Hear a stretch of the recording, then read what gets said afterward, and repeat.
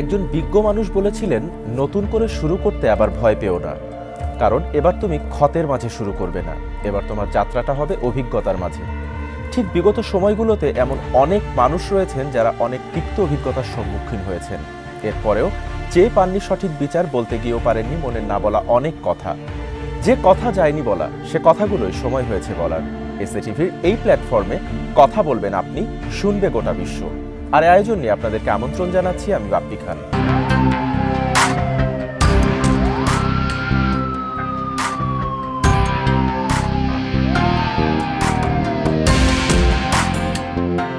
আজ আমাদের সাথে কথা বলার জন্য আমন্ত্রিত অতিথি হিসেবে স্টুডিওতে উপস্থিত রয়েছেন বাংলাদেশ নৌবাহিনীর সাবেক লেফটেন্যান্ট সাইফুল আলম পাইকার। আমরা তার মুখ থেকে জানবো বেশ কিছু অপ্রিয় সত্য এবং একই সাথে তার সাথে ঘটে যাওয়া বেশ কিছু হয়রানির কথা। জনাব সাইফুল পাইকার, আমি শুরুতে আপনাকে স্বাগত জানাচ্ছি আমাদের স্টুডিওতে। কেমন আছেন? ভাই, আপনাকে অসংখ্য ধন্যবাদ। আসসালামু আলাইকুম। জি, ওয়ালাইকুম সালাম। আমি জানি যে বাংলাদেশের এই দীর্ঘ রাজনৈতিক যে ক্যারিয়ার রয়েছে এবং আপনার যে ক্যারিয়ার রয়েছে বাংলাদেশ নৌবাহিনীতে, সবকিছু মিলিয়ে আপনি অনেক অভিজ্ঞ একজন মানুষ। আপনার নিজের চোখে দেখা অনেক কিছু, অনেক ঘটনার সম্মুখীন হয়েছেন। আমি শুরুটা করতে চাই যে আমরা জানি যে প্রশাসনিক পদক্ষেপের মাধ্যমে 26শে জুন, খুব সম্ভবত আমি যদি ভুল না করি, 1996 সালে বাংলাদেশ নৌবাহিনী থেকে আপনাকে বরখাস্ত করা হয়েছিল। ঠিক কী কারণে? আপনাকে অসংখ্য ধন্যবাদ প্রশ্নটি করার জন্য। ইতিপূর্বে কখনোই কেউ আমার কাছে বিস্তারিত জানতে চায়নি যে আমাকে কেন বরখাস্ত করা হলো, কী কারণে। আমি নেভিতে থাকতে আমি আইন কানুন, manual of naval law, navy regulation খুব ভালোভাবে স্টাডি করতাম এবং বুঝতাম। তো যেটা হলো যে আমি এক পর্যায়ে ডিটেক্ট করলাম যে নৌবাহিনীর আইনের মধ্যে কিছু সাংবিধানিক ভায়োলেশন আছে। আপনার নৌবাহিনীর সদর দপ্তর একটা নৌবাহিনী প্রধানের আদেশ আছে, এটাকে বলে ফ্লিট অর্ডার। তো ফ্লিট অর্ডার এটা নৌবাহিনীর স্থানীয় আদেশ। তো ফ্লিট অর্ডারের মাধ্যমে নৌবাহিনী প্রধান নৌবাহিনীর অফিসারদের পদোন্নতি সংক্রান্ত এবং সিনিয়রিটি, জ্যেষ্ঠতা নির্ধারণ সংক্রান্ত একটা ফ্লিট অর্ডার ইস্যু করে 7/87 87 সনে করে। আচ্ছা। তো এখন নৌবাহিনীর পদোন্নতির বিষয়গুলো এটা সার্ভিস কন্ডিশনসের অংশ এবং এটা নির্ধারিত হবে সরকার দ্বারা। এখন যেটা হয়েছে যে পাকিস্তান জামানায় 16/69, 17/69 নামে নেভি ইনস্ট্রাকশন ছিল। নেভি ইনস্ট্রাকশন সরকার ইস্যু করে। তো ওই নেভি ইনস্ট্রাকশনের পরিপ্রেক্ষিতে নৌবাহিনী সদর দপ্তর থেকে নৌবাহিনী প্রধানের আদেশ দ্বারা বিভিন্ন দেশে অফিসারদের ট্রেনিং করা, বাংলাদেশে যারা ট্রেনিং করছে এদের সিনিয়রিটিকে একটা অ্যাডজাস্টমেন্টের করার চেষ্টা করা হতো। তো আমি আবিষ্কার করলাম যে এই সিনিয়রিটি সিস্টেম, যে একই ব্যাচের কমিশন বা অফিসারদের মধ্যে যে সিনিয়রিটির জ্যেষ্ঠতার যে ভ্যারিয়েশন হচ্ছে যে আদেশের দ্বারা, যে অর্ডার দ্বারা, এটা একটা বৈষম্যমূলক আইন। আমাদের সংবিধানে অত্যন্ত স্পষ্টভাবে বলা আছে যে আপনি কোনো সংবিধানের বিধানাবলীর পরিপন্থী বৈষম্যমূলক কোনো আইন করতে পারবেন না। এখন এখানে দাঁড়িয়ে গেছে যে ফ্লিট অর্ডার একটা লোকাল অর্ডার। এই লোকাল অর্ডার দিয়ে সরকারের পক্ষ থেকে যে আদেশ হওয়া দরকার সেটা না করে স্থানীয় আদেশ দিয়ে, লোকাল অর্ডার দিয়ে, ফ্লিট অর্ডার দিয়ে নৌবাহিনী প্রধান সার্ভিস কন্ডিশনসকে টেম্পার করেছে, চেঞ্জ করেছে। তো আমি যখন এটা বুঝতে পারলাম, আমি এটা নিয়ে ইনডেপথ স্টাডি করি। আমি 94-95 বিষয়টা নিয়ে আমি জাজ অ্যাডভোকেট জেনারেলের সাথে একাধিকবার আলাপ করি, তাকে আমি সব ডকুমেন্টস দিই। উনি বলে যে আমার কাছে এটা অফিসিয়ালি না আসলে আমি কিছু করতে পারবো না। তো আমি ওনাকে আবেদন দিলাম। আবেদন দেওয়ার পর উনি বললেন যে তুমি যদি আদেশ দ্বারা ক্ষতিগ্রস্ত হও তাহলেই তুমি এটা আমার কাছে দিতে পারো, আদারওয়াইজ তোমার একটা সাজেশন পেপার বা আমরা এটা গণনায় নিতে পারবো না। বাট নেভি রেগুলেশনসে আছে, আপনার কিন্তু নতুন আইডিয়া থাকলে, সাজেশন থাকলে আপনি দিতে পারেন। তো যখন উনি দিতে রাজি হলেন না, তখন আমি navy regulation article 0240 grievances letter, redresses for grievances আমি দিলাম যে এই আইনটা আমি মনে করি এই কারণে বৈষম্যমূলক এবং এই আইনটা আমার বলে প্রয়োগ না করার জন্য অনুরোধ জানিয়ে আমি এটা আবেদন করি। আচ্ছা, এই আবেদনের কথা যেটি বলছেন সেটি তো আপনি আমি আইন সঙ্গতভাবে করছি। Navy rules, navy regulations article 0240 representation for grievances, এখানে ক্লিয়ারলি বলা আছে আবেদনটা কীভাবে ডিল করতে হয়। আপনি প্রথমে অধিনায়কের কাছে আবেদন করবেন, অধিনায়ক আপনার এরিয়া কমান্ডারের কাছে দেবে, এরিয়া কমান্ডার নৌবাহিনীর সদর দপ্তরে দেবে। আপনি যদি এই ইন বিটুইনকে যদি আপনাকে স্যাটিসফাই না করতে পারে তাহলে নৌবাহিনী সদর দপ্তরের দায়িত্বটা সরকারের কাছে প্লেস করা। এখন বিষয়টা দাঁড়িয়ে গেছে যে নৌবাহিনী সদর দপ্তর থেকে সংবিধানকে লঙ্ঘন করে একটা স্থানীয় আদেশ দিছে, তারা তো এটা সরকারের কাছে তুলে ধরবে না। যার জন্য এবং এর পাশাপাশি আমার আরও 2 ধরনের আবেদন ছিল। আমি একজন নাট্যকার, আমি নাটক লিখতাম। আমার 87, 88, 89, 90 সালে আমার কিছু নাটকের স্ক্রিপ্ট ছিল, আমি যেটা অধিনায়কের মাধ্যমে আমি নৌবাহিনী সদর দপ্তরের নিরাপত্তা ছাড়পত্রের জন্য পাঠাই, আচ্ছা। এবং আমার অধীনে যথারীতি পাঠিয়ে দেয়। আরেক ধরনের আবেদন ছিল আমার interpretations of regulations, navy regulation article 0227। আপনার যদি কোনো রেগুলেশন, কোনো আইনের সম্পর্কে প্রশ্ন আসে, আপনি প্রশ্নটা আপনার অধিনায়কের কাছে লিখিতভাবে করবেন ওই নেভি রেগুলেশনস আর্টিকেল 0227-এর আওতায়, সেটা এনে যথাযথ কর্তৃপক্ষের মাধ্যমে সরকারের কাছে পাঠাবে। তো আমার অভিযোগ ছিল যে আমি বরাবরই হাইড্রোগ্রাফি পড়াশোনা করতে আগ্রহী ছিলাম, এবং নৌবাহিনীতে অফিসারদেরকে বিদেশে পড়াশোনা করতে যেতে হলে বা যে কোনো সাবজেক্টে পড়াশোনা করতে হলে তার সুইটেবিলিটি টেস্ট পরীক্ষা দিতে হয়। আমি সুইটেবিলিটি টেস্ট পরীক্ষা আমি প্রথম হই, কিন্তু আমাকে বাদ দিয়ে জনৈক মেজর জেনারেলের ছেলেকে পাঠানো হয়। আমি নাম নেব না, কারণ ওই ছেলেটির সাথে আমার খুবই ভালো সম্পর্ক। আচ্ছা। এটা তার দোষ না, তাকে সিলেকশন করে নেভি হেডকোয়ার্টার পাঠিয়েছে আপনার ফ্রান্সে, ভাইরাস আমার ওখানে যাওয়ার কথা। তো আমি তখন এই ইন্টারপ্রিটেশনস অফ রেগুলেশন জানতে চাই যে আমি সুইটেবিলিটি টেস্ট পরীক্ষায় প্রথম হওয়া সত্ত্বেও আমাকে কেন পাঠানো হলো না। এই 3 ধরনের আবেদন হেডকোয়ার্টারের সাথে জমা হয়।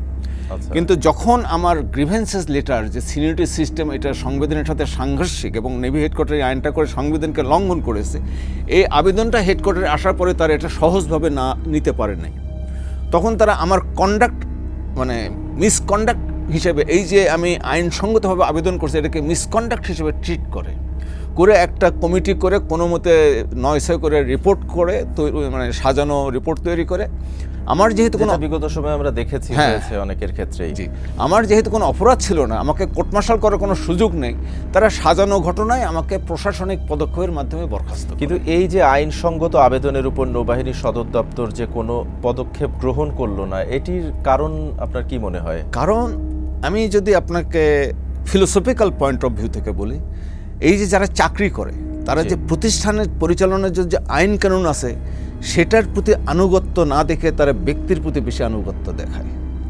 আমরা যখন কমিশন নিই, আমরা একটা ওথ নিই, ওতে বলা হচ্ছে আমরা সর্বশক্তিমান আল্লাহর নামে বা আপনার ধর্মের নামে আপনি ঊর্ধ্বতন কর্তৃপক্ষের আদেশ নিষেধ থেকে শুরু করে আইন কানুন সব কিছু যথাযথভাবে পালন করবেন। It is my oath. কিন্তু সমস্যা হচ্ছে এই ওথের কথা সবাই ভুলে যায়, তখন ব্যক্তি সেবায় তারা নিয়োজিত হয়ে যায়, যেটা একটা দলের স্বার্থ হয়ে, সেটা অ্যাকচুয়ালি তাদের, আমি বলবো যে দলের স্বার্থ হয়তো গত 15 বছরে দেখেছি, ওই সময় এটা তত সিরিয়াস ছিল না 96-এ। হ্যাঁ 96। তবে আমি যেটা অনুভব করেছি যে আমাদের ঊর্ধ্বতন অফিসারদের বা জাজ অ্যাডভোকেট জেনারেলের আইনের প্রতি আন্ডারস্ট্যান্ডিং, আইন বোঝার মানে তাদের সীমাবদ্ধতা ছিল। একটা আইনের যে প্রত্যেকটা লাইন থাকে, লাইন, সেমিকোলন, দাড়ি, full stop, word, everything is very important. আপনাকে প্রত্যেকটার মিনিং কেন ব্যবহার করছে বুঝতে হবে, তো আপনার না বুঝলে তো আপনার আইনটাকে প্রয়োগ করতে পারবেন না। এইখানেই আমি দেখেছি যে সিনিয়র অফিসার, নৌবাহিনী প্রধান থেকে শুরু করে নিচের দিকে এদের একটা সীমাবদ্ধতা আছে। আর জাজ অ্যাডভোকেট জেনারেল আছে যে নৌবাহিনী প্রধানকে গাইড করবে আইন কানুন সঙ্গতভাবে সব পদক্ষেপ নেওয়ার জন্য। দুঃখজনকভাবে সত্য, এখনকার জাজ অ্যাডভোকেট জেনারেল পর্যন্ত আমি যতজনকে জানি তারা আইনের প্রয়োগ যথাযথভাবে প্রয়োগ করার জন্য নৌবাহিনী প্রধানকে সাজেশন না দিয়ে নৌবাহিনী প্রধানের আজ্ঞাবহ হয়েছে। ওই জন্যই আমি আপনাকে বললাম যে তারা প্রতিষ্ঠানের প্রতি আনুগত্য না দেখে ব্যক্তির প্রতি আনুগত্য দেখাই বলে এই সমস্যাটার সৃষ্টি হয়েছিল। আপনি এই যে দেশ সেবায় নিয়োজিত ছিলেন, বাংলাদেশ নৌবাহিনীর একজন লেফটেন্যান্ট ছিলেন, আপনাকে বরখাস্ত করা হলো আপনার পদ থেকে, এরপর আপনি কি কোনো পদক্ষেপ নিয়েছিলেন বা সরকারের উচ্চ পর্যায়ে কারোর সাথে যোগাযোগের চেষ্টা করেছিলেন কিনা? আমার বিষয়টা নিয়ে 3 জন সংসদ সদস্য পার্লামেন্টে নোটিশ করে জানতে চেয়েছিল লেফটেন্যান্ট সাইফুল পাইকারকে কেন ডিসমিস করা হয়েছে। আব্দুল হামিদ সাবেক রাষ্ট্রপতি তখন স্পিকার ছিলেন, উনি আলোচনায় তোলেন নাই পয়েন্টটা। উনি বলছেন যে এর সাথে এই নোটিশের সাথে প্রয়োজনীয় ডকুমেন্টস নাই বলে এটা আলোচনায় দেওয়া হলো না।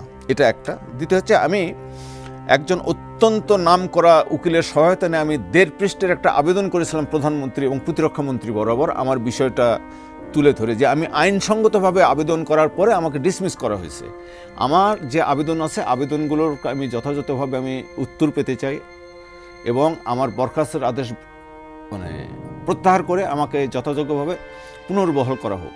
এবং আমার ওই আবেদনের 17 জন মেম্বার অফ পার্লামেন্ট সুপারিশ করেছিলেন। এই আমার আবেদনপত্র প্রধানমন্ত্রীর কার্যালয় থেকে প্রতিরক্ষা মন্ত্রণালয়ে আসে, প্রতিরক্ষা মন্ত্রণালয় থেকে নেভি হেডকোয়ার্টারে পাঠায়। যে নৌবাহিনী প্রধান আমাকে বরখাস্তের জন্য দায়ী, অ্যাডমিরাল নুরুল ইসলাম, তিনি তখনও নৌবাহিনী প্রধান, এবং উনি আমার যে প্রধানমন্ত্রীর কার্যালয় থেকে বলা হয়েছিল যে যথাযথ তদন্ত / পরীক্ষা করে প্রয়োজনীয় পদক্ষেপ গ্রহণ করা হোক। তারা কোনো তদন্ত করে নাই, পরীক্ষা করে নাই। 18 মাস পরে পরবর্তীতে এসে ভদ্রলোক নৌবাহিনী প্রধান হয়েছিলেন, উনি আমার শিক্ষক ছিলেন, অ্যাডমিরাল আওরঙ্গজেব। উনি 1 পৃষ্ঠার একটা চিঠি পাঠান প্রতিরক্ষা মন্ত্রণালয়ে, যেখানে উল্লেখ করেন উক্ত অফিসার কর্তৃক নৌবাহিনীতে অসন্তোষ সৃষ্টির সম্ভাবনা ছিল। আচ্ছা, এই কথাটি লিখেছে। এখন আপনি তো সম্ভাবনার আলোকে কাউকে আপনি শাস্তি দিতে পারেন না, কোনো শাস্তি দিতে পারেন, আপনাকে এটা তদন্ত করতে হবে, বিচার হইতে হবে। আমি যদি অফেন্ডার হয়ে আবেদন করে, you deal me, bring me to the court. নিয়ম বহির্ভূতভাবে আপনাকে, আপনি দেশ সেবার কাজে আপনি যেভাবে জড়িত ছিলেন, একজন লেফটেন্যান্ট ছিলেন, দেশ সেবার শপথ নিয়েছিলেন, একজন লেফটেন্যান্ট পদ থেকে আপনাকে এইভাবে আইন বহির্ভূতভাবে আপনাকে যেভাবে বরখাস্ত করা হলো, ঠিক ওই সময় আসলে আপনার অনুভূতিটা এবং পরিবারের অবস্থাটা আসলে কি ছিল সেটা যদি একটু বলেন। আমি আপনার এই প্রশ্নটা দুটো ভাগে উত্তর দিই। তখন নৌবাহিনীর ঊর্ধ্বতন অফিসাররা বা এখনও তারা এটা কেন করতেছে, তাদের আইনের প্রতি শ্রদ্ধাবোধ নেই। যদি আইনের প্রতি শ্রদ্ধাবোধ থাকতো বা এখনও যদি থাকতো, তাহলে এটা হতো না। আর পরিবারের অনুভূতি, আমাকে ডিসমিস করার 2 দিন আগে কাপ্তাই বিএনএস শহীদ মজ্জাম থেকে চট্টগ্রামে আমাকে ট্রান্সফার করা হয়, বিএনএস ইশাখানে। আমার পরিবার কাপ্তাইতে রয়ে যায়। আমি ডিসমিসের অর্ডার নিয়ে আমি যখন শহীদ মজ্জামে ফেরত আসি, আমার বাসায় আসি, তো পরবর্তীতে আমার স্ত্রীর কাছ থেকে জানতে পেরেছি যে আমার অধিনায়ক কমোডোর মুনির স্যার, আমার সাথে খুবই ভালো রিলেশন পার্সোনালি, উনি আমার বাসায় যে আমার বউকে, আমার স্ত্রীকে সংবাদটা দিয়েছেন যে ওকে তো নৌকা থেকে বরখাস্ত করা হয়েছে। তো আমার স্ত্রী তখন জানতে চেয়েছে, ভাই বুঝলাম ওর বরখাস্ত হয়েছে, বাসায় চলে যাবে, নো প্রবলেম, ওর অপরাধটা কী ছিল? তখন কমোডোর মুনির স্যার বলছেন, ভাবি ওর কোনো অপরাধ ছিল না। তো বললো যে ভাই তাহলে আপনারা ওকে কেন বরখাস্ত করলো? বলে যে ভাবি, ও যে সত্য কথাটা প্রকাশ করছে, এটা নৌবাহিনী হেডকোয়ার্টার এটা মেনে নিতে পারে নাই বলে ওকে বরখাস্ত করা হয়েছে। তখন আমার স্ত্রী স্যারকে জিজ্ঞেস করে যে ভাই তাহলে এই কথাটা, এই সত্য কথাটা আপনারা বলেন নাই কেন? বলছে এটা বলি নাই, আমার তো পাইকারের মতো সাহস নেই।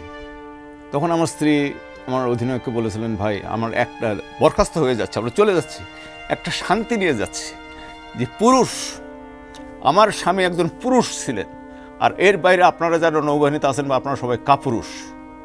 অ্যাটলিস্ট আমার স্ত্রীর কাছ থেকে আমি ওই রিকগনিশনটা পেয়েছি যে সৎ সাহস এবং পুরুষ, একজন ডিফেন্স অফিসার, একজন সে হবে পুরুষ, সে যুদ্ধ করবে ভাই, তাকে সিদ্ধান্ত নিতে হবে, বীর পুরুষ হইতে হবে ভাই। সে তো কাপুরুষ হলে তো আপনি যুদ্ধ করতে পারবেন না।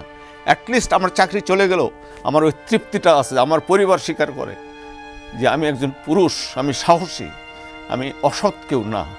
এটাই আলহামদুলিল্লাহ, এটা দুঃখজনক হলেও এটাই আমার একটা বড় পাওয়া। ওই দুঃসময় আপনাকে এটা অনেক বেশি অনুপ্রেরণা জুগিয়েছিল। অবশ্যই ভাই। তো আমার মেয়েরা বলে, বাবা তোমার চাকরি চলে গেছে, তোমার টাকা নেই, এটা নিয়ে আমাদের কোনো কষ্ট নাই বাবা, কিন্তু তোমার যা আছে আমাদের অন্য কোনো ক্লাসমেটের কোনো বাবা মার নেই বাবা, আমরা তোমাকে নিয়ে গর্বিত। অ্যাটলিস্ট আমি ভাই আমার স্ত্রী, আমার পরিবার, আমার কন্যাদের কাছে আমার ওই পজিশনটা আছে যে তারা আমাকে ডিসমিস করা হলো। আমার ভয়াবহ আর্থিক পরিস্থিতি খারাপ গেছে ভাই, আমি ঢাকা শহরে না খেয়ে থাকছি ভাই, পরিবার। তখন তো বিকাশ ছিল না, একজন বন্ধুকে যে বলবো যে দোস্ত টাকা পাঠাবো, তার কাছে যাবো, তার যাওয়ার টাকাও ছিল না। আমি ঢাকা শহরে না খেয়ে থেকেছি ভাই, কিন্তু তারপরেও ইথিক্যাল ভ্যালু কম্প্রোমাইজ করি নাই। এই যে দীর্ঘ 31টি বছর আপনি হঠাৎ করে অনাকাঙ্ক্ষিতভাবে চাকুরিচ্যুত হলেন, পরিবার নিয়ে সমস্যার মধ্যে পড়লেন, আপনি কিছুক্ষণ আগে বলছিলেন না খেয়েও দিন কাটিয়েছেন, একজন সাবেক লেফটেন্যান্ট আপনি। আমি এই বিষয়টাতে আপনার কাছে আসবো, তার আগে যাব ছোট্ট একটি বিরতিতে। Thank you. সুপ্রিয় দর্শক, কথা বলার এ পর্যায়ে সময় হয়েছে একটি বিরতিতে যাবার। কোথাও যাবেন না, থাকুন আমাদের সাথেই, ফিরছি খুব শীঘ্রই। বিরতির পর আরও একবার স্বাগত জানাচ্ছি। আপনারা দেখছেন যে কথা যায়নি বলা। আমাদের সাথে কথা বলছিলেন বাংলাদেশ নৌবাহিনীর সাবেক লেফটেন্যান্ট সাইফুল আলম পাইকার। আমি বিরতিতে যাবার আগে আপনার কাছে জানতে চাচ্ছিলাম যে এই যে হঠাৎ করে চাকুরিচ্যুত হলেন, একজন লেফটেন্যান্ট ছিলেন আপনি, দেশ সেবায় কাজ করছিলেন, পরিবার নিয়ে আপনি বলছিলেন কথা বলার মাঝে যে না খেয়েও দিন কাটিয়েছেন। তো এই খারাপ সময়টার মধ্যে দিয়ে আসলে পরিবারকে নিয়ে ঠিক কিভাবে সময়টি পার করেছেন এবং আর্থিক যে একটি দুর্দশার কথাও বলছিলেন, সব মিলিয়ে আসলে সেই সময়টা কেমন ছিল আপনার জন্য? আমি যদি ভাই এক কথায় বলি, এটা ভয়াবহ, অবর্ণনীয়। এটা আপনাকে আমি বুঝাতে পারবো না ভাই। তারপরেও আমি টিকে গেছি 31 বছর আমার বন্ধুদের জন্য, আমার ক্যাডেট কলেজের ছোট ভাইদের জন্য, বিশেষ করে যাদের কথা বলতেই হয়, lieutenant commander Rashed Iqbal, lieutenant commander Mostaq, major general Saeed Masud, major Shaista Khan থেকে শুরু, রাওয়ার প্রেসিডেন্ট ছিলেন মেজর নুরুল আফসার স্যার, এবং এই যে সিকিউরিটি ফোর্সের আছেন ব্রিগেডিয়ার শরীফ আজিজ স্যার। আমি যখনই টাকা চেয়েছি তারা আমাকে কখনো নিরাশ করে নাই। আমি বলছি স্যার আমার টাকা লাগবে। তারা কখনোই জানতে চায় না কী জন্য লাগবে, বলছে কত টাকা লাগবে, এবং আমি কখনোই আমার প্রয়োজনের অতিরিক্ত টাকা আমি তাদের কাছ থেকে চাই না। এবং সন্তানদের বয়সও তখন নিশ্চয়ই খুব কম ছোট ছিল, এবং আমি আলহামদুলিল্লাহ এদিক দিয়ে অত্যন্ত সৌভাগ্যবান। আমি তো দেশের জন্য কাজ করি, পলিথিন মুক্ত পরিবেশ বান্ধব একটা বাংলাদেশ গড়ে তোলার জন্য সার্কুলার বায়োইকোনমির কাজ করি। জি। তো এই কাজটা আমার ব্রাদার ইন লজ বা আমার ফ্যামিলি মেম্বার্স, আমার ভাইটারা অনুধাবন করেন, যার জন্য তারাও আমাকে কিন্তু নিয়মিত সাপোর্ট দিচ্ছেন। এই যে করোনাকালীন সময়ে মিস্টার হোসেন হায়দার আলী, উনি আগাখানি সম্প্রদায়ের ব্যবসায়ী, উনি প্রতি মাসে আমাকে একটা অ্যামাউন্ট আমাকে বিকাশ করে দিতেন। এবং আমার ছোট বোন ডক্টর আফরোজা হোসেন ঢাকা ভার্সিটিতে মনোবিজ্ঞানের অধ্যাপিকা ছিলেন, এখন কানাডায় থাকেন, উনিও আমাকে প্রতি মাসে, আমি চাইতে হতো আমাকে যে করোনার মধ্যে তুই টিকবি কেমন, বাসা থেকে বাড়াতে পারতেছি না, খরচ তো আছে। তো আলহামদুলিল্লাহ এই যে আমার বন্ধু বান্ধবরা নিঃস্বার্থভাবে ভাই আমাকে মেজর জেনারেল সাইদ মাসুদ লক্ষ লক্ষ টাকা দিয়েছে, বলছে যে দোস্ত তোকে কখনোই এ টাকা আমি চাবো না, যদি ভবিষ্যতে টাকা দেওয়ার সামর্থ্য হয় সেটা দিস, না দিলে আমার কোনো দাবি নাই। আলহামদুলিল্লাহ যে আমার বন্ধু বান্ধবদের কোয়ালিটিটা ওই জায়গায়, তো যার জন্য আমি টিকে যেতে পেরেছি। এবং আমি এই সময়টাতে আমি বেসিক্যালি নেভি থেকে বাড়ানোর পরে সেন্ট মার্টিনসে বায়োডাইভার্সিটি কনজারভেশন এনজিও করেছিলাম। আমি সেন্ট মার্টিনস থাকতাম, এবং আমি যেহেতু বাংলাদেশ নৌবাহিনীতে কিন্তু অ্যাডমিরাল হওয়ার জন্য যোগদান করিনি ভাই, আমি কোস্টাল ইকোসিস্টেম শেখার জন্য আমি বাংলাদেশ নেভিতে যোগদান করেছিলাম। আমার ওই জন্যই আমার হাইড্রোগ্রাফি নিয়ে, ওশনোগ্রাফি নিয়ে পড়াশোনা করার আগ্রহ ছিল। সো আমি নেভি থেকে বের হওয়ার পরে এই কাজেই আমি যোগ দিই। সেন্ট মার্টিনস দ্বীপের 97 সালে coral resources conservation management plan করে পরিবেশ মন্ত্রণালয় আইইউসিএনের মাধ্যমে, আইইউসিএন তাদের কনসালটেন্ট কোম্পানি ছিল, আইইউসিএন আমাকে হায়ার করে যে লোকাল রিসোর্স। ডক্টর টমাসিক কানাডা থেকে এসেছিলেন এটা রিসার্চ করার জন্য, একদম famous coral biologist around the world, he is well known, তার 700+ রিসার্চ পেপার আছে। আমি তার অ্যাসিস্ট্যান্ট হয়ে গেলাম। আপনি এই যে নৌবাহিনীতে আপনার তো দীর্ঘ অভিজ্ঞতা, কথা বলার পর্যায়ে আপনি মাত্রই বলছিলেন যে সেন্ট মার্টিনের বিষয়, আমার এই বিষয়টা নিয়ে একটা প্রশ্ন রয়েছে যে বর্তমানে সেন্ট মার্টিনকে ঘিরে যে কিছু অস্থিরতা তৈরি হয়েছে, আমাদের অনেকের মনেই প্রশ্নটা আছে যে সেন্ট মার্টিন সাধারণ মানুষ আগের মতো যেতে পারছে না, অনেকেই আবার বলছে যে আমেরিকাকে দিয়ে দেয়া হচ্ছে সেন্ট মার্টিন। আসলে এটা নেপথ্যে কি, সেন্ট মার্টিন নিয়ে এই যে একটা ধোঁয়াশা তৈরি হয়েছে, এটা নেপথ্যে আসলে কি? ভাই এই নেপথ্যে আমি আপনাকে আপনার দুটো প্রশ্নের দুটো অংশ। আমেরিকাতে আপনি যদি সাব কবলা দলিলও করে দেন সেন্ট মার্টিনস দ্বীপ সে নেবে না। সেন্ট মার্টিনসের গঠন, চারিদিকের সাগর, সেন্ট মার্টিনসের আয়তন সব কিছু মিলে একটা ঘাঁটি করার জন্য আদৌ উপযোগী না। সেন্ট মার্টিনস একটা ডুবন্ত পাহাড়ের চূড়া, যার জন্য সেন্ট মার্টিন চারিদিকে যে রকগুলো দেখতেছে, এটা একটা। সেন্ট মার্টিনস দ্বীপের মতো আর একটি দ্বীপ আছে নিউজিল্যান্ড থেকে কয়েকশো মাইল ফার্দার দক্ষিণে। সেন্ট মার্টিনস দ্বীপে কিন্তু কোরাল রিফ না, এটা একটা ডুবন্ত পাহাড়, বাট চারিদিকে কোরাল আছে, প্রবাল আছে। এই প্রবালটাকে বলে ভেনিয়ারিং রিফ। একদম আদিম পর্যায়ে প্রবাল রিফ গড়ে তোলার আগে যে ইকোসিস্টেম থাকে সেন্ট মার্টিনস দ্বীপের চারিদিকে আছে। আমরা 97 সালে রিসার্চ করে যে রিকমেন্ডেশনস দিয়েছিলাম, তখন আমরা বলেছিলাম যে একটা ইউনেস্কো হেরিটেজ করার জন্য এবং আন্তর্জাতিক সম্প্রদায়ের স্টুডেন্টদেরকে গবেষণা করার জন্য দাওয়াত দেওয়ার জন্য এখানে। কারণ এই পরিবেশ পৃথিবীর সেকেন্ড প্লেস নিউজিল্যান্ড ছাড়া আর কোথাও নেই। It's a learning place, breeding ground, মানে ইকোসিস্টেমের ডেভেলপমেন্ট, কোরাল রিফ ডেভেলপমেন্টের যে একদমই আদিমতম। এই জায়গাটাকে নিয়ে কি আসলে কোনো ষড়যন্ত্র চলছে? মানে আমি নৌ কর্মকর্তা হিসেবে আমি ষড়যন্ত্র কিছু দেখি না, তবে আমি ওই মেসেজটা আপনার মাধ্যমে দিতে চাই। আমাদের দেশের সকলের টেন্ডেন্সি, শুধু নৌবাহিনীর সদর দপ্তর অ্যাডমিরাল না, আমলা থেকে শুরু করে সবারই বা সাধারণ জনগণের আইন না মানার টেন্ডেন্সি। সেন্ট মার্টিনস দ্বীপের জন্য বলা হয়েছে যে আমরা গবেষণা করে দেখেছি এর প্রতিদিনের ট্যুরিস্ট ক্যারিং ক্যাপাসিটি 750, আর সেখানে ওই যে দ্বীপে ট্যুরিস্ট যাতে ডেইলি 7-8 হাজার, 750 জায়গায় 7000। হ্যাঁ, এই যে লোকজন যাওয়ার জন্য ইম্প্যাক্ট, জি তাদের সার্ভিসের সাথে রিলেটেড করে যেসব ধরেন বর্জ্য ব্যবস্থাপনার কোনো অবয়ব নাই, জি এখানে ইউনিয়ন পরিষদ আছে, সেটা বর্জ্য ব্যবস্থাপনা গড়ে তুলতে পারে নাই। আমি পরিবেশ অধিদপ্তরের পরিবেশ মন্ত্রণালয় একাধিকবার বলেছে যে সেন্ট বার্নার্ডে ট্যুরিস্টদের জন্য কনজারভেশন ফি আরোপ করেন, পার হেড মিনিমাম 1000 টাকা করে ধরেন।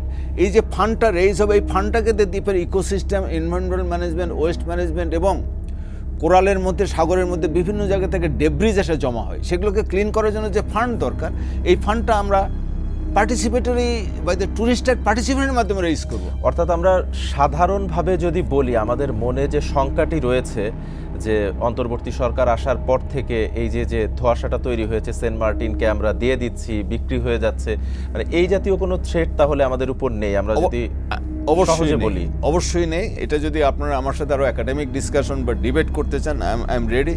অবশ্যই নেই। আর দ্বীপের পরিবেশের যে ক্ষতিটা হচ্ছে, এই যে দ্বীপের যে আন্তর্জাতিক যে রিসার্চ অপরচুনিটি, এটা একটা বড় ইস্যু। এখন আপনি দ্বীপবাসী হলে কিন্তু আপনি যাচ্ছে তাই করতে পারবেন না, আপনাকে আইন মেনে চলতে হবে, সলিড ওয়েস্ট ম্যানেজমেন্ট রুলস মেনে চলতে হবে। আরেকটি বিষয় যেটা, যে সমুদ্র বিজয় নিয়ে আমাদের যে অর্জন, আমরা যেটা জানি, আমরা সাধারণ মানুষ আসলে শুধু এটাই জানি যে আমরা সমুদ্র বিজয় করেছি বা আমাদের যে অর্জন, এর নেপথ্যে আরও অনেক কিছুই রয়েছে। একজন সাবেক নৌবাহিনীর কর্মকর্তা হিসেবে আপনি অবশ্যই এটি ভালো জানেন। যে কথাগুলো আমাদের অনেকেরই অজানা আছে, সেটা যদি একটু সংক্ষেপে বলেন, যে সমুদ্রে আমাদের যে অর্জন, সমুদ্র বিজয়, এই বিষয়টা আসলে কতখানি সত্য এবং বিষয়টা আপনার দৃষ্টিকোণ থেকে আপনি যদি একটু বলেন। সমুদ্র বিজয়ের মূল কুশীলব অ্যাডমিরাল খুরশিদ আলম।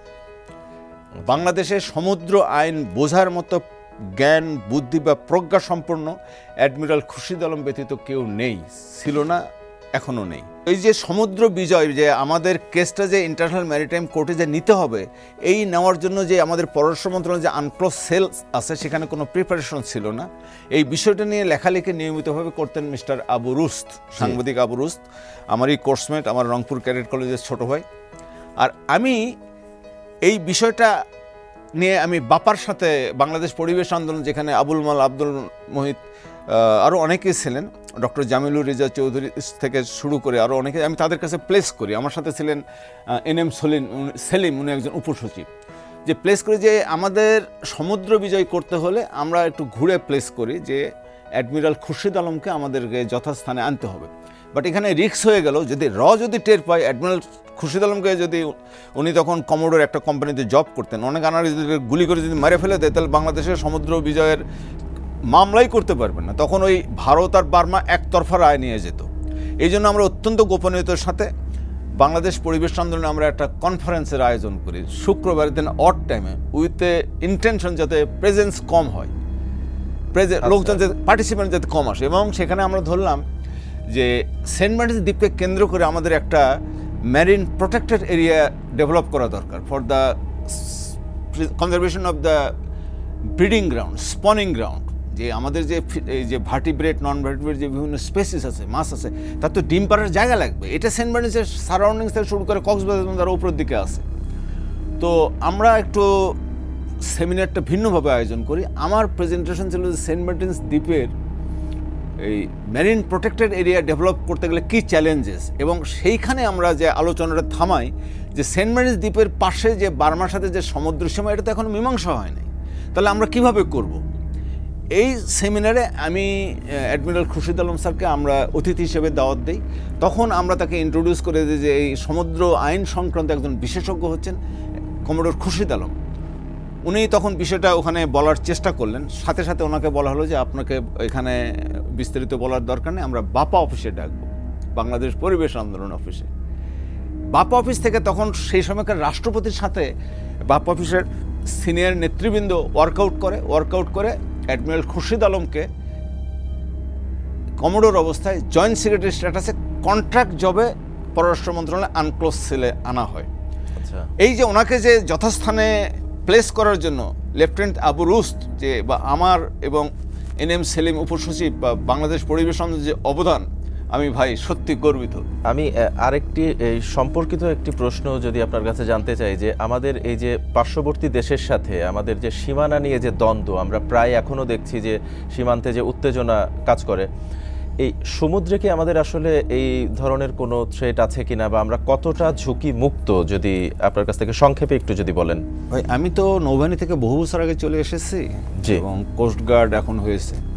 আপনার সাথে একটু এই প্রসঙ্গে শেয়ার করি। বাংলাদেশ কোস্টগার্ড, আমি খুব প্রাউডলি যখনই কোথাও প্রেজেন্টেশন দিতে যাই আমার জীবনের অর্জন কি, আমি খুব প্রাউডলি বলি যে I have donated one spam and thereby coastguard was born. শুনতে আপনার কাছে হয়তো আশ্চর্য লাগতে পারে, ব্যাকগ্রাউন্ডটা বলি। আমি 92 সালের জানুয়ারিতে আমি প্রথম নৌবাহিনীর কন্টিনজেন্ট নিয়ে কুয়াকাটা পাথরঘাটা এলাকায় যাই। তখন কুয়াকাটার এমপি ছিলেন জনাব নুরুল ইসলাম মনি, স্বতন্ত্র এমপি। আমি ওনার কাছে একটা সাজেশন প্লেস করি যে আপনারা কোস্টগার্ডের বিল আনেন নেভির কাজ না দস্যুবৃত্তি দমন করার জন্য। তো এনিওয়ে, তো সেই বিলটা আপনি যদি পার্লামেন্টে চেক করেন, কোস্টগার্ড বিলটা কিন্তু নন ট্রেজারি বেঞ্চ বিল। তো এখন যে আমাদের সময় আমি যখন খুলনা এলাকায় 3.5 বছর জব করেছি, ছোট ছোট পেট্রোল বোট নিয়ে আমরা বাঘের মতো সমুদ্র দাবড়ায় বেড়াতাম ভাই, বাঘের মতো, I tell you, like a shark. আমরা যখন ডিউটি করছি কখনোই ভারতের কোনো ট্রলারকে আমাদের সীমানায় আসতে দেখি নাই, আসতে দিই নাই আমরা। বাট পরবর্তীতে শুনেছি যে ফিশিং সিজনে বা মাছের স্পনিং সিজনে বাংলাদেশের মাছ ধরা বন্ধ রাখে, ইন্ডিয়ান ট্রলার বাংলাদেশের মধ্যে ঢুকে মাছ ধরে নিয়ে যায়। এবং সম্প্রতিও আমরা দেখছি যে মিয়ানমার থেকেও বাংলাদেশি জেলেদেরকে ধরে নিয়ে যাচ্ছে। এই যে কিছু কিছু উত্তেজনা আমরা এখনো শুনি, সম্প্রতিও যেগুলো দেখছি। অ্যাকচুয়ালি মিয়ানমার যে ধরে নিয়ে যাচ্ছে, এখানে একটু ধরেন যে বার্মার সাথে আমাদের যে নাফ নদীর যে ফ্লোটা নেমেছে, ফ্লোটা যে আন্তর্জাতিক আইন অনুযায়ী যে ডিভাইড করা আছে, এটা অ্যাকচুয়ালি ওয়েল মার্ক না, বয় বসায় বা মার্কিং করা হয়নি, যার জন্য আমাদের দেশের জেলেরা প্রায়শই মাছ ধরতে ধরতে বা যখন সাগরে জাল ফেলায় বোটগুলো ড্রিফট করে তখন ওই এলাকায় চলে যায় বলে ধরা পড়ে। এটা আমি মনে করি যে বিআইডব্লিউটি এর উচিত হবে যে আমাদের সমুদ্র সীমার যে আমরা যতটুকু অর্জন করেছি ওটা ডিমার্কেট করে দেওয়া গেলে এই সমস্যাটা হবে না, এবং এটার জন্য একটু জেলেদেরকে ট্রেনিং দেওয়া দরকার। ট্রেনিং দেওয়া গেলে এই সমস্যাটার সমাধান হবে। আপনি 2021 সালে খুব সম্ভবত কারাবরণ করেছিলেন, সেই ঘটনাটা যদি একটু বলেন, আসলে কি হয়েছিল আপনার সাথে? আমি অ্যাকচুয়ালি 2021 সালে না, আমি আরও এর আগেও 1982 সনেও যখন আমি কারাবরণ করেছিলাম একবার, সেটা একটা ভুয়া মামলায়, এবারও একই কেস হয়েছে।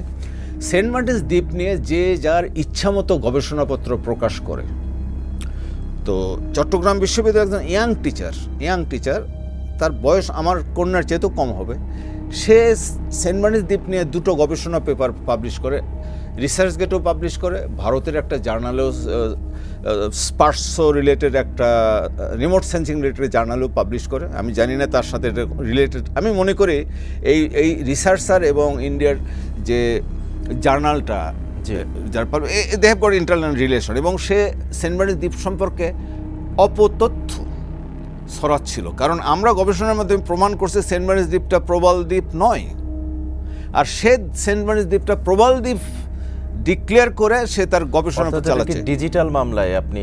হ্যাঁ, আমি ডিজিটাল সিকিউরিটি। কতদিন কারাবরণ করতে? আমি 3 মাস 7 দিন হাজতে ছিলাম। আচ্ছা, আপনাকে এই প্রসঙ্গে আরেকটু বলি, আমার প্রথমে তো লোয়ার কোর্টে জামিন হয় নাই, হাইকোর্টে প্রথমবার জামিন হয় নাই। তখন আমি জেলখানা থেকে সপ্তাহে একবার করে ফোন করার চান্স পেতাম। আমার বন্ধু এবং সেও টিভি চ্যানেলে কাজ করতো, মইনুল হুদাকে আমি একটা ইমেল অ্যাড্রেস দিয়ে বলি যে নরওয়েতে আমি যাদের সাথে পচনশীল পলিথিন নিয়ে কাজ করি, তুমি তাদেরকে সামারিলি একটা জানাও যে আমি জেলে আছি এই কারণে। তখন তারা একটা চিঠি লেখে, টু হোম ইট মে কনসার্ন করে। 2001 সাল থেকে বাংলাদেশে পলিথিন এবং পলিথিনের বিকল্প পরিবেশ এনভায়রনমেন্টাল সেক্টরে আমি কি তাদের সাথে করে যাচ্ছি এটার বিস্তারিত বর্ণনা করে একটা চিঠি দেয়। এই চিঠিটা যখন হাইকোর্টে প্লেস করা হয় তখন হাইকোর্ট আর কোনো প্রশ্ন করে না, স্ট্রেটওয়ে আমাকে জামিন দিয়ে দেয়। এবং আমি পরে ওই চিঠিটা একাধিক ব্যারিস্টার লয়ারকে দেখাচ্ছি, তারা বলে যে আপনার জামিনের আদেশটা তো অত্যন্ত ক্রিটিক্যাল, আপনার যদি এর পরে যদি শাস্তিও হয় হাইকোর্টের আদেশ বলে আপনি কিন্তু জেলে যাওয়া লাগবে না, আপনি কিন্তু আপনার অ্যাপিলেট ডিভিশন পর্যন্ত ফাইট করতে পারবেন। আপনার এই দীর্ঘ অভিজ্ঞতার কথা আরো কিছু জানবো, সময় হয়েছে আরো একটি বিরতিতে যাবার। আমি বিরতির পরে এসে আরো কিছু কথা আপনার থেকে জানবো। থ্যাংক ইউ দর্শক, কথা বলার এ পর্যায়ে সময় হয়েছে আরো একটি বিরতিতে যাবার। কোথাও যাবেন না, থাকুন আমাদের সাথে, ফিরছি খুব শীঘ্রই।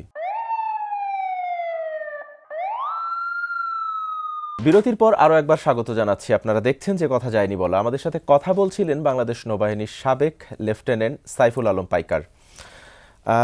জনাব সাইফুল পাইকার, এই যে দীর্ঘ লড়াই সংগ্রাম, চড়াই উতরাই পাড়ি দিয়ে আপনি এলেন, আপনাকে চাকরি থেকে বরখাস্ত করা হলো, এরপরে আপনাকে জেলে যেতে হয়েছে, বিভিন্নভাবে নানাভাবে নানামুখী সময়ে আপনি বিপদের সম্মুখীন হয়েছেন, হয়রানির শিকার হয়েছেন। এর মধ্যেও আপনি পরিবারকে নিয়ে অনেক খারাপ সময় কাটিয়েছেন, না খেয়ে থেকেছেন, সেটিও বললেন। তো এর মধ্যেও এই দীর্ঘ সময়ের মধ্যে এমন উল্লেখযোগ্য কোনো দিন বা ঘটনার কথা কি মনে পড়ে যেটি এখনো মনে দাগ কেটে আছে, অথবা আপনি পরিবারের সামনে হয়তো বা সেটি মন খুলে প্রকাশ করতে পারেননি? আপনাকে ধন্যবাদ ভাই। আমার একাধিক ঘটনা আছে। যেমন জনাব Tarique Zia, senior vice president, উনি আমার ছোট বোনের ক্লাসমেট শাহিন স্কুলের। তো আমি ছোট বোনের মুখে শুনেছি যে তারেক জিয়া তাকে বলছে যে আফরোজা, ডক্টর আফরোজা, আমার যত ক্লাসমেট আছে তাদের মধ্যে তুমি সর্বোচ্চ শিক্ষিত, তোমার মতো ডক্টরেট করে কেউ নেই, আমি তোমাকে নিয়ে অত্যন্ত গর্বিত। আমার বোন আমাকে একাধিকবার বলেছে যে আমি তোকে কি তারেক জিয়ার কাছে নিয়ে যাব যখন বিএনপি ক্ষমতায় ছিল। আমি বলছি না, এই কাজটা করিস না, তোর রিলেশন তারেক জিয়ার সাথে যেভাবে সেভাবেই থাক। বাট আমার রিলেশনটা তারেক জিয়ার সাথে ভিন্নভাবে, দুটোভাবে। এক নম্বর হচ্ছে যখন বিএনপির সভানেত্রী তাকে যখন অফিসে আটকায় রাখা হলো, বালির ট্রাকতে খাবার যেতে দেওয়া হয় না, তখন আমরা 13 জন আর্মি, নেভি, এয়ারফোর্সের অফিসার এত প্রতিকূল পরিস্থিতির মধ্যেও খাবার নিয়ে গিয়েছিলাম, যেটা সাথে সাথে সারা বিশ্বে CNN, আল জাজিরা, BBC সব জায়গায় কভার হয়েছে, ওখানে আমারও দেখাচ্ছে। That we did. ওই বিরুদ্ধ পরিস্থিতিতে ওই মানে কেউ সাহস করতে পারে না। তার পরবর্তীতে এই 13 জনের মধ্যে বিভিন্ন জন বিভিন্নভাবে প্রেশারাইজড হয়।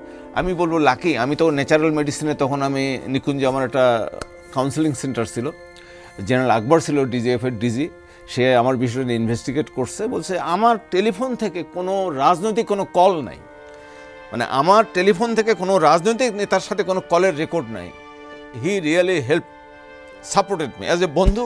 আমি যদি বন্ধুর জন্য যা করা দরকার যা করতাম, আকবরের সম্পর্কে যতই বিতর্ক থাক, আমি বলবো যে বন্ধুর জন্য ওর যা করার দরকার সে সেটা করেছে। আমি গ্রেটফুল। আমি এই প্রসঙ্গে পরবর্তীতে আমাদেরকে 13 জনকে ম্যাডাম ডেকেছিলেন অফিসে দেখা করার জন্য। তখন আমরা বাংলাদেশে অ্যাভেলেবল ছিলাম 6 জন, আমরা দেখা করেছি। এর বাইরে জনাব তারেক জিয়াকে যখন অ্যারেস্ট করা হয়, জি, অ্যারেস্ট করার 3 দিন আগে, 4 দিন আগে আমি আমেরিকান চ্যানেল থেকে আমাকে জানানো হয় যে জনাব তারেক রহমানকে যে কোনো মুহূর্তে অ্যারেস্ট করতে পারে। অর্থাৎ এই তথ্যটা, তারেক রহমানকে গ্রেফতার করা হবে তথ্যটা আপনি আগেই পেয়েছিলেন? আমি আগেই পেয়েছিলাম। এবং আমি এই যে ম্যাডাম খালেদা, যে আমাদের বিএনপির যে প্রেসিডেন্ট, খালেদা জিয়ার বোন চকলেট আপার বড় ছেলে ডন ভাই, আমি অ্যাকচুয়ালি এই শেখ হাসিনার পরিবারের অনেকের আত্মীয় স্বজনকে চিনি, খালেদা জিয়ার ম্যাডামের পরিবারও চিনি আর কি, পার্সোনালি, ইটস মাই লাক। তা আমি যেদিন আমি তথ্যটা পেয়েছি ওই দিনই ঘটক্রমে ডন ভাই উত্তরায় আমাদের অফিসে আসে। আমি ডন ভাইকে বললাম যে ডন ভাই, খবর আছে, তারেককে কিন্তু যে কোনো মুহূর্তে ধরতে পারে। তো ডন ভাই আমাদের অফিসে বের হয়ে ওনার খালার কাছে ওই দিন রাত্রি সাথে সাথে নিউজটা পাঠান নাই, পরের দিনে পাঠিয়েছেন। পরের দিন উনি যে বলছে যে খালা আমি তো এরকম শুনে আসলাম। তখন বিএনপির সভাপতি অর্থাৎ খালেদা জিয়াকে বলেছিলেন? খালেদা জিয়া বলেছেন যে উনি তথ্যটা কার কাছ থেকে পেয়েছেন জেনে আসো। ডন ভাই এবার ওই দিন এটা ওনার খালার সাথে দেখা হয়েছে রাত্রে, ওই দিন না এসে পরের দিনে এসেছেন। পরের দিনে এসে আমাকে যখন জিজ্ঞেস করলেন, আমি ওনাকে শুধু বললাম যে ভাই আমি এটা গোয়েন্দা তথ্য পাইছি, এই তথ্যের রুট সম্পর্কে জানতে চাওয়াটা আপনার উচিত না। তারপরেও আমি যে চ্যানেলে, যে ভদ্রলোক আমাকে তথ্যটা দিয়ে গেছে সে আপনাকে খুবই ভালো চেনে, আমাদের অফিসে কফি খাওয়ার জন্য দাওয়াত দেবো, কোনো আলাপ হবে না, সে শুধু আসবে, 1 কাপ কফি খেয়ে চলে যাবে। এবং আমি তাকে বলছি যে এই ব্যাপার দেখেন, প্রধানমন্ত্রীর ভাগিনা, প্রধানমন্ত্রী একজন এক্স প্রধানমন্ত্রী পাঠিয়েছেন, আমি তো এটা যতই গোয়েন্দা তথ্য আমি তো না করতে পারবো না ভাই, আফটার অল প্রধানমন্ত্রী। তো আমি ডন ভাইকে বললাম যে ভাই উনি আসবেন, বসবেন, কফি খাবেন, চলে যান, আপনি কোনো প্রশ্ন করবেন না। ডন ভাই যখন তার খালার বাসায়, এই যে মইনুল রোডে যখন ক্যান্টনমেন্টে এসছেন, রাত 10টা-11টাতে অলরেডি বাসা ঘেরাও দিয়ে রাখছে, তারকে রাত 11টা-12টা থেকে নিয়ে গেছে। এখানে যে ভুলটা হয়েছে যে আমার কাছ থেকে তথ্য পাওয়ার পরে যেটা উচিত ছিল তারেককে আত্মগোপনে চলে যাওয়া। অ্যাকচুয়ালি আমেরিকান চ্যানেলে আমি যে তথ্যটা পাইছি ওই মেসেজটার জন্য, কারণ তারাও জানতো যে আমি এই ফ্যামিলির অনেককে চিনি, যাতে মেসেজটা দিলে পৌঁছাবে সহি মতো পৌঁছেছি ভাই। এবং ঘটনাক্রমে ডন ভাই ওইদিন অফিসেও আসছেন, কিন্তু এই যে মানে এই ভুলটা যে তারেককে সাথে সাথে আত্মগোপনে না পাঠানোটা, এই ভুলটার জন্যই জনাব তারেক রহমান ধরা খেয়েছিলেন এবং তাকে শারীরিক অমানসিক নির্যাতন করা হয়েছিল লন্ডনে যাওয়ার আগে। তা আমি খুবই গিল্টি ফিল করি যে এত অগ্রিম তথ্য পাওয়ার সম্পর্কেও পার্টি থেকে বা যে কোনোভাবে একটা সঠিক সিদ্ধান্ত নিয়ে তারেক জিয়াকে বাসা থেকে সরাই দিতে পারে নাই। I really feel myself guilty about it. আপনি যে এই যে দীর্ঘ যে আপনার কর্মজীবন, সেখানেও রাজনৈতিক অনেক অভিজ্ঞতা রয়েছে। আপনার যে ৮ম জাতীয় সংসদ নির্বাচনে আপনার একটি অভিজ্ঞতা ছিল সম্ভবত, সেই বিষয়টা যদি একটু ছোট করে বলেন। সেই বিষয়টা হলো ভাই যে শেখ হাসিনার এক কাজিন আছে নজিবুর রহমান। জি। তো নজিব ভাই আমি চিনি তাকে, ওনার উত্তরাতে একটা পেট্রোল পাম্প আছে, আমাদের অফিসে আসা যাওয়া করতেন। উনি আমাকে ইলেকশনের 3 দিন আগে জিজ্ঞেস করলেন যে পাইকার ভাই বলো তো এবার আওয়ামী লীগ কটা সিট পাবে। তো আমি প্রথমে কোনো মন্তব্য করতে রাজি হইনি, যেহেতু আমি রাজনীতি করি। পরে ওনার অনেক প্রিয়প্রীতি আমি মন্তব্য করেছিলাম যে ভাই আওয়ামী লীগ আমার হিসাবে সিট পেলে সর্বোচ্চ 60টা সিট পাবে না, আর যদি 60 অতিক্রম করে যায় 65 অতিক্রম করবে না। তো ইলেকশনের দিন সারা রাতে তো আওয়ামী লীগ পেয়েছিল 59টা সিট, 6টা সিটের রেজাল্ট উইথেল ছিল। এই যে 59টা সিট পাইলো, নজিব ভাই বলে দিছে ওখানে গণভবনের ড্রয়িং রুমে সবার মাধ্যমে চাউর করে দিছে, এই লেফটেন্যান্ট পাইকার কইছে যে আওয়ামী লীগ তো 60টা সিট পাবে না। শেখ হাসিনা অত্যন্ত স্টান্ট হয়ে গেছে। পরের দিন সকালবেলা নজিব ভাই আমার কাছে এসছে, বলে যে ভাই আফাই জানতে চাইছে তুমি কেমনি তথ্যটা জানছিলা। এটা ধারণা যে আমি বোধহয় অন্য কোনো বিদেশি গোয়েন্দা তথ্য মাধ্যমে আছে, অ্যাকচুয়ালি এটা আমার অন প্রেডিকশন ছিল ভাই। এই যে জুলাই আন্দোলন যেটি হলো সম্প্রতি, এই যে 5ই আগস্ট পরবর্তী বা পূর্ববর্তী, মানে এমন অনেক দূরদর্শিতা আপনার রয়েছে যে 5ই আগস্ট পূর্ববর্তী এবং পরবর্তী সময় আসলে কি হওয়া উচিত ছিল বা কি হয়নি, সেটা আপনার দৃষ্টিকোণ থেকে কি মনে হয়? ভাই আমার দৃষ্টিকোণ থেকে আমি অত্যন্ত মানে কি বলবো যে খুব রাফ অ্যান্ড রাগি নেচারের ছেলে। হ্যাঁ, এটা আমার পার্সোনাল ডিফিসিয়েন্সি। একটা বিপ্লবোত্তর পরিস্থিতিতে যে পরিস্থিতি যেভাবে হ্যান্ডেল করা দরকার ছিল, বাংলাদেশে এটা হ্যান্ডেল করতে পারে নাই। নানা ধরনের ফ্যাক্টরস কাজ করেছে, নানা ধরনের। এই জুলাই ঘোষণাটা তো তখনই ইমিডিয়েটলি হয়ে যাওয়ার উচিত ছিল। যারা শেখ হাসিনার শপথ নিয়ে আইন কানুন জানা সত্ত্বেও সজ্ঞানের সুস্থ মস্তিষ্কে প্রতিষ্ঠানের সেবা না করে ব্যক্তির সেবা করতে যায় শত শতকে খুন করছে, গুম করছে। আপনাকে গুলি করতে হলে তো আপনার ম্যাজিস্ট্রেট থাকা লাগবে। পুলিশ যখন ডিপ্লয়মেন্টে যায়, ম্যাজিস্ট্রেটে পুলিশ গুলি করতেছে বুকের দিকে, আপনি গুলি করবেন পায়ের নিচে। এই যে পরিস্থিতিগুলো, এদেরকে কোনোভাবে স্পেয়ার করার সময় ছিল না, সুযোগ ছিল না। তাদেরকে ধরে এনে আপনার ইরানে ইসলামিক বিপ্লবের পরে কি হয়েছে, রেজা শাহ পাহলভী টিকে ছিল মুসলমানদের দ্বারা, জেনারেলদের দ্বারা, ইন্টেলিজেন্সের দ্বারা। তাদেরকে সবাইকে সামারি ট্রায়াল করে ওই দিনই বিচারের রায় হয়েছে, সন্ধ্যাবেলা তাদেরকে ফাঁসি দেওয়া হয়েছে। শত শত জেনারেল এবং যারা জড়িত ছিল। একই জিনিস আমাদের দেশে হওয়া প্রয়োজন ছিল ভাই, এটা হয় নাই। এটাই আমাদের বড় ব্যর্থতা, যার জন্য আমরা নানা ধরনের প্রতিকূল পরিস্থিতিকে স্বীকার করতে হচ্ছে। ছাত্র আন্দোলনের নেতাদেরকে আমরা হতাশ দেখে, কয়েকদিন আগে প্রেস ক্লাবে একটা সংবাদ কনফারেন্সে গেলাম, সেখানে দেখলাম যে তারা অনেক হতাশ। অ্যাকচুয়ালি বিপ্লব উত্তর পরিস্থিতিতে দেশের এই পরিস্থিতিগুলো কীভাবে হ্যান্ডেল করতে হবে, এই হ্যান্ডেল করার জন্য পরামর্শ দেওয়ার জন্য সঠিক লোক ছিল না। আর পাশাপাশি বিভিন্ন রাজনৈতিক দলের বিভিন্ন কোটারই ইন্টারেস্ট ছিল, যেটা ছাত্র আন্দোলনের বা এই আন্দোলনের বা বিপ্লবের থিম থেকে অনেক দূরে। এই থিম থেকে দূরে থাকা লোকজনের জন্যই, তাদের হাতে নেতৃত্ব চলে যাওয়ার জন্যই অভীষ্ট লক্ষ্য অর্জিত হয়নি। পরিবারের ক্ষেত্রে এমন কোনো উল্লেখযোগ্য দিনের কথা মনে পড়ে কিনা, যেটি মনে পড়লে আপনাকে এখনো ডুকরে কাঁদায়, বা ব্যক্তিগত যে পারিবারিক যে বিষয়টি ছিল যে খারাপ সময়ের মধ্যে দিয়ে গেছে, এর মধ্যে উল্লেখযোগ্য খারাপ কোনো দিন বা স্মৃতির কথা এই মুহূর্তে মনে আছে কিনা? আমি আমার 2 বাচ্চাকে স্কুল থেকে নিয়ে বাসায় যাব, তো মাস্কাট প্লাজার পাশে দিয়ে যাচ্ছি। তো আমার বড় কন্যা ডক্টর শামা আলম অত্রী বলতেছে, বাবা একটা তরমুজ কেন। তখন একটা আস্ত বড় তরমুজের দাম সর্বোচ্চ 60 টাকা ছিল। আই কুড নট বাই ইট। এই কথাটা মনে হলে এখনো আমার কষ্ট লাগে ভাই, যে আমার মেয়ে একটা তরমুজ খাইতে চাইলো, আমি একটা তরমুজ কিনতে পারি নাই।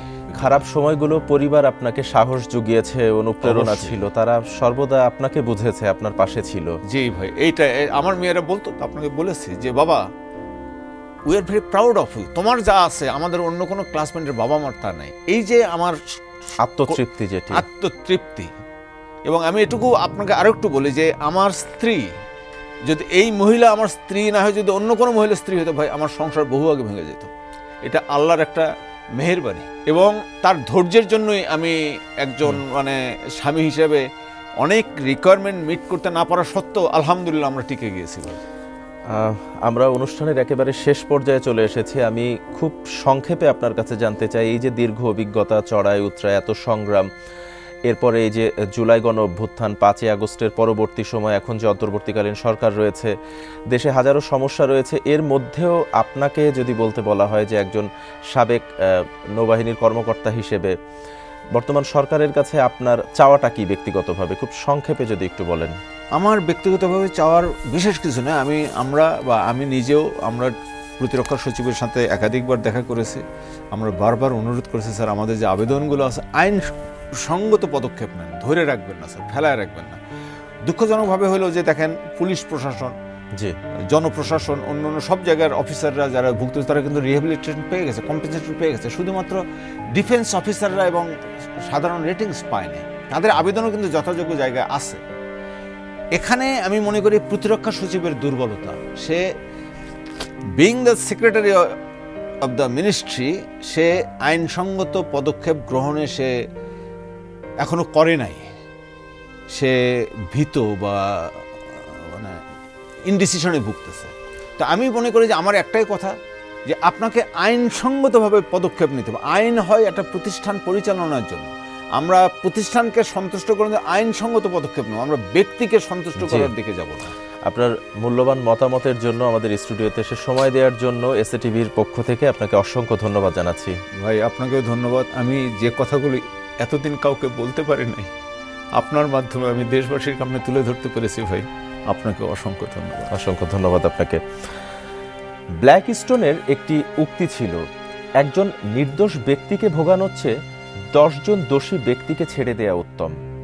বিগত সময়ে এমন অনেকেই রয়েছেন যারা নির্দোষ থাকা সত্ত্বেও নানাভাবে ভোগান্তি আর হয়রানির শিকার হয়েছেন।